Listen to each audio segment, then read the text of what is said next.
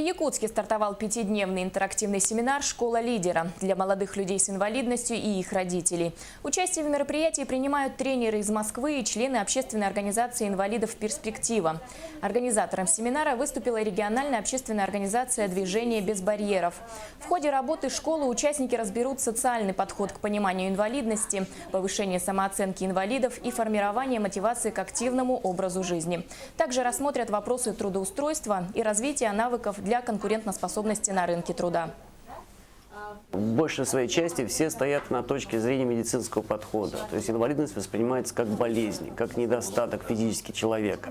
И отсюда все колоссальные усилия, направленные на улучшение их положения в обществе, обладают низким коэффициентом полезного действия, потому что когда инвалидов рассматривают как больных, как немощных, как нуждающихся в поддержке, нуждающихся в опеке, соответственно, идет и такой подход. Нам удастся замотивировать ребят с инвалидностью в поиске какой-то более активной жизненной позиции, что они смогут расширить свои горизонты и смогут увидеть те возможности, которые на самом деле наше общество предоставляет.